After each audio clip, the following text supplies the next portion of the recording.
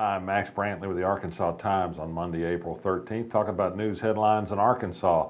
Not exactly Arkansas. Let me be the last to tell you that Hillary Rodham Clinton is running for president. You knew that already. Of course, she announced yesterday by sort of a feel-good video, hopped in a van with Secret Service agents and her entourage and headed for Iowa, where she's going to have person-to-person chats with people to show that she's out looking after the interest of everyday people. She's got by now a lifetime full of experiences to be pot-shotted over, from First Lady of Arkansas to the United States as Secretary of State.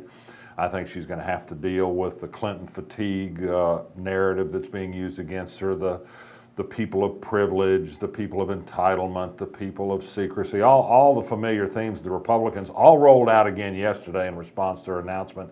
They knew it was coming. If there's ever anybody who was ready for political battle, it's somebody named Clinton, whether it be Bill or Hillary or her daughter Chelsea, who I noticed today was the subject of a tough article in Politico about whether she too sees herself as a child of entitlement to inherit the crown of the Clinton family. We shall see.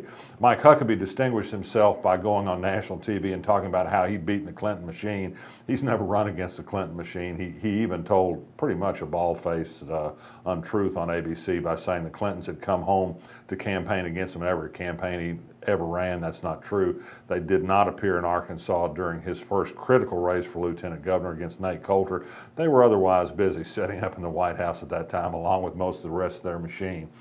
Other headlines: big news announced late Friday after we taped this. Ordinance was filed, developed by City Director Kathy Webb, that would guarantee non-discrimination against city employees on grounds of sexual orientation or gender identity. The added feature to this that makes news is that it will also make those same requirements apply to people who want to do business with the city. This is an important statement on civil rights for gay people. It's a small step. They could have gone farther in the minds of many advocates, but it gives them a legal purchase to be in the room to challenge the state law that will attempt in a few months to stop cities and counties from passing the ordinances that extend civil rights protection. So there's good news on that. I'm led to understand that there's strong support on the city board for this. This could be approved as early as next week. Let's hope that's the case. News out of the Little Rock School District: not much apparent being done by the state, which has taken over the district because of academic failures, except for Johnny Key saying the whole district needs fixing, not just the 6 of 48 schools that were found lacking. But an FOI request did turn up the outline of a reorganization plan that Dexter Suggs has drawn up. Not much else about any specific activity.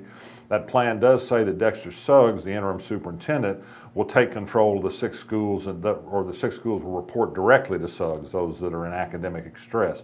You would have thought the superintendent of schools already was in charge of every school within the district. That's a simmering problem among former school board leaders, that Suggs is not being held accountable for his failures while the school board was ousted.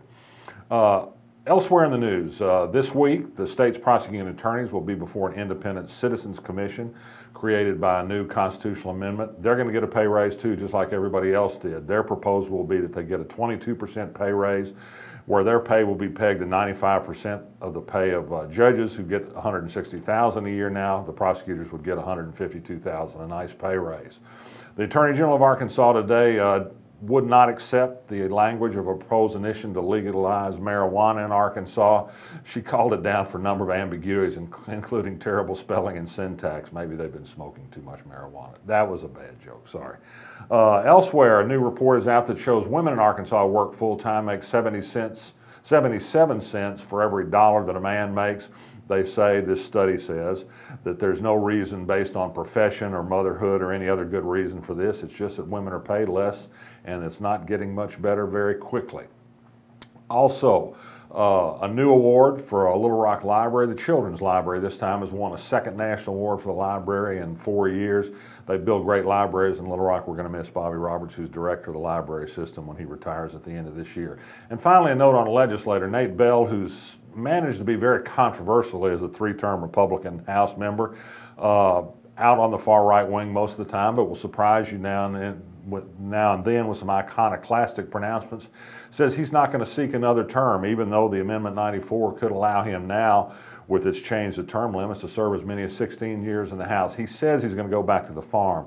I think I'll believe that when I see it. You know, Nate Bell is one of those representatives who talks about out of control government and government expenses and how bad government is. But he, his wife, who's a $50,000 a year lobbyist for the governor, and his daughter, who works for a U.S. representative in Washington, are all on the government payroll. There's something about government these people just can't quit. I can quit today. I'm Max Brantley. I'll be back tomorrow.